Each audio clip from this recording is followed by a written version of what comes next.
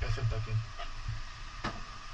tanah יש שם עוד מטען. Pertempuran sengit antara pasukan pendudukan Israel dan perlawanan Palestina pecah di wilayah tepi barat. Seorang tentara rezim Zionis dilaporkan terbunuh dalam insiden ini. Serangan ini dilakukan Brigade Al-Quds bersama dengan Brigade Al-Hassam di sepanjang poros Al-Ghanem di Tulkarem, Senin 2 September 2024. Penyergapan kompleks itu mengakibatkan beberapa korban jiwa dan kerugian di pihak IOF.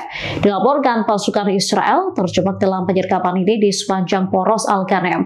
Pejuang perlawanan kemudian meledakkan alat peledak rakitan atau IED dan menghadapi tentara pendudukan dengan senapan mesin. Brigade tersebut terus-menerus dan dengan ganas menyerang pasukan pendudukan Israel di semua lini tempur di Kem Tulkarem. Dikutip dari Al-Mayadin, senjata yang digunakan mulai dari IED hingga senapan mesin. Serangan serupa juga dilakukan Brigade Al-Quds di wilayah Jenin. Tak hanya Brigade Al-Quds, serangan itu juga dilakukan Brigade Al-Mujahidin di tepi barat. Mereka turut menerbitkan rekaman pejuangnya yang menargetkan pasukan infanteri Israel menggunakan senapan mesin di kamp pengungsi Jenin. Dalam video itu, sekelompok tentara Israel yang tengah berjalan dibidik dari jarak jauh.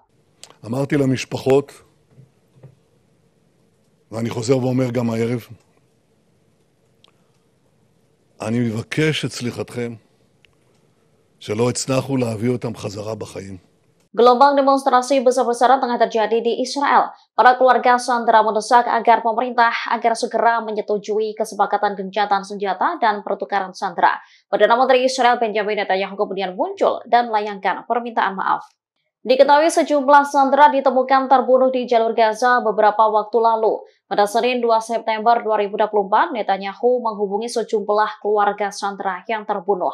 Ia mengatakan meminta maaf kepada mereka karena tidak membawa pulang orang yang mereka cintai. Netanyahu mengklaim pihaknya sebenarnya hampir berhasil namun gagal.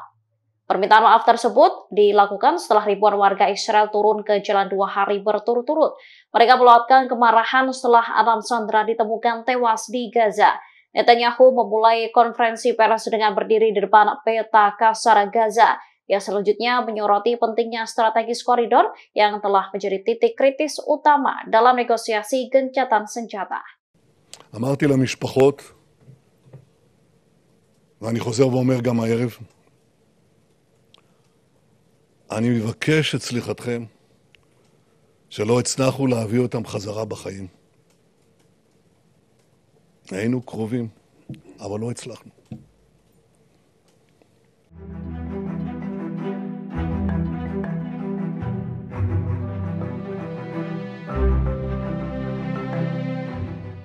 Pejabat keamanan Turki mengaku menangkap kepala jaringan keuangan Mossad di Turki. Organisasi Intelijen Nasional Turki atau MIT menemukan kejanggalan dalam rekening keuangan anggota Mossad tersebut.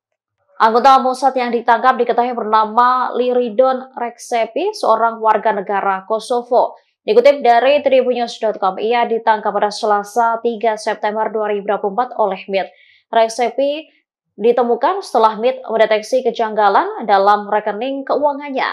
Diduga Reksepi mentransfer uang ke agen lapangan Mossad di Turki yang memfilmkan target Mossad dengan pesawat tanpa awak. Selain itu, memimpin operasi psikologis terhadap politisi Palestina.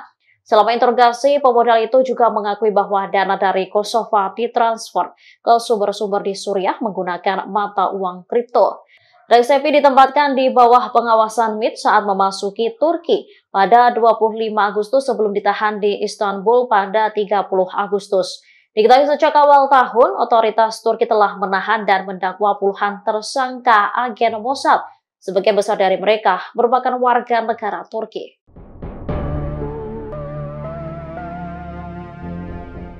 Brigade Al-Hassam berhasil menjerat pasukan Israel dalam penyergapan ketat di lingkungan Al-Balauneh di Kem Tulkarem tepi barat. Tentara Israel berjatuhan dalam serangan mematikan tersebut.